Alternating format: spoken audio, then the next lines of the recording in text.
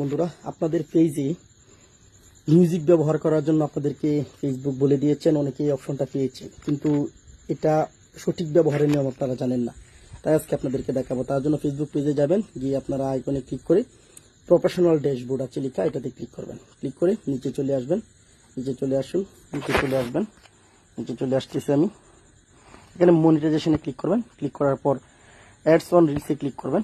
Ads on রিলসে click করার পর এইখানে অপশনটা চলে আসবে। এই যে দেখেন, your invite in use license music with ad on reel. এখান থেকে আপনি ভিডিওতে মিউজিক ব্যবহার করলে কোনো সমস্যা হবে না। তো এখানে গিয়ে আপনি যে কোনো একটা ভিডিও এখানে সরাসরি শুট করতে পারেন, অথবা এখান থেকে যে কোনো একটা ভিডিও আপনি নিতে পারেন। ঠিক আছে, ধরুন আমি যে কোনো একটা ভিডিও এখান থেকে নিচ্ছি।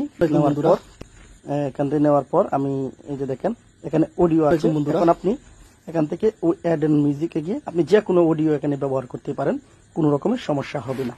তো এইভাবে আপনাদেরকে অডিও ব্যবহার করতে হবে, শুধু ডাইরেক্ট অডিও ব্যবহার করলে হবে না। যাদের এটা আছে তারাই শুধু ব্যবহার করতে পারবেন, কিন্তু নতুন অবস্থায় কেউ ফেসবুক খুলে এটা ব্যবহার করবেন না।